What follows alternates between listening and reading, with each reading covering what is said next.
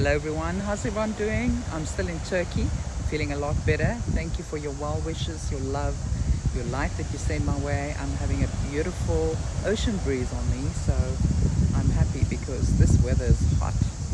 I wanted to talk today about NPCs because, well, it's something that I've been noticing a lot here while I've been in Turkey.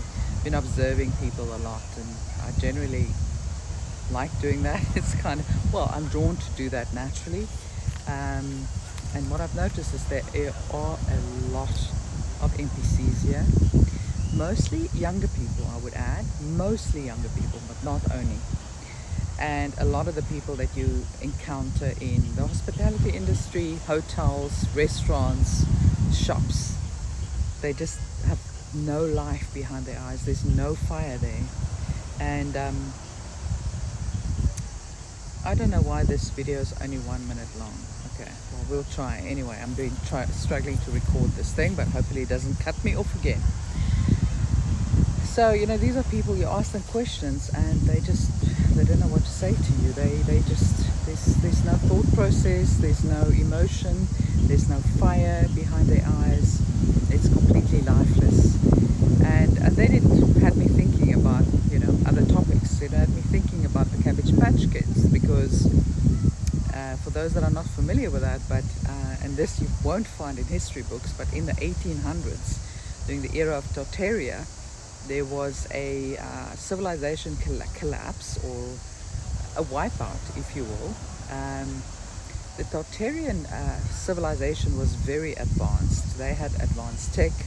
They were, I believe, in a higher dimension, fifth dimension, whether they were in that time or did so afterwards.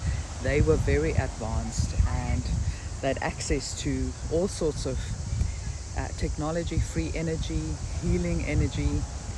You know, the cathedrals weren't there for worshipping of external gods, but rather for healing. They were sound chambers, they had stained glass, they had sacred geometry within them, and people would lie on the floor and get healed. So sound, light, frequency, and the movement of energy in these places and where they were built were all designed for healing. That's just one aspect. But be it as it may, my theory is that the civilization of Tartaria started threatening the world, the old world order. I call it the old world order because they've been in charge for the longest time. Why would we call it the new world order? They've had this agenda for a very long time. So that civilization got wiped out through a mud flood, and basically it wasn't rain, it was water from liquefaction that came up from the earth and disintegrated and absorbed everything within its mud. So the whole civilization was wiped out. Now the good news is a lot of them escaped into inner earth and beyond the ice wall, so the Tartarians are still there. And once we are ready and fully immersed in 5D, we're going to reconnect and be reunited with them, which is very exciting. And you know, it might be sooner than we even think. But anyway, for that reason, because a lot of that civilization was wiped out and this prison planet were left without much resources, because we are the resources, right? The humans living on it. So what they were embarked on a cloning program, which we know today as the Cabbage Patch Kids. And no, those are not dolls from the 80s. Yes, they did do the dolls, and that was to control the narrative. But the truth is, these children were cloned. You might have heard of the ORPHAN TRAINS coming into various cities in the US and Europe, as much as, and I'm sure it's even much more, 200,000 orphaned children coming on trains by themselves into these cities.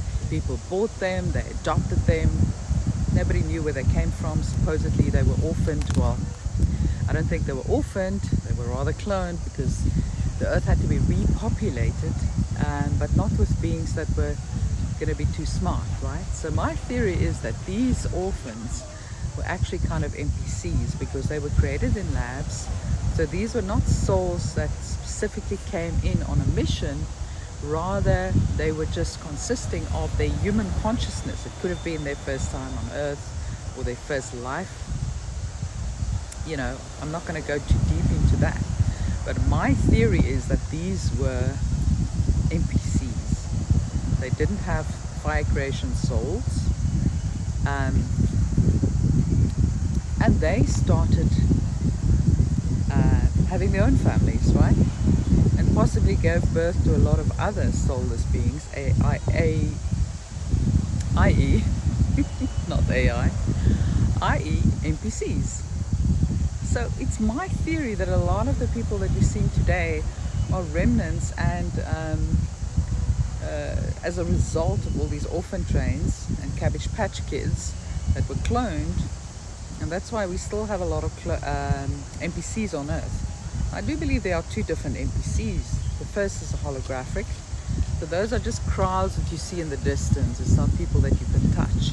They just literally a hologram making up our reality. And it's part of this Earth school, right? It's part of this Earth game that we play, because we're here to learn. We came here to learn.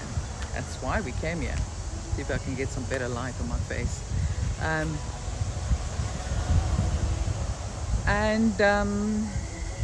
So those are the holographic NPCs, but then you also get your tangible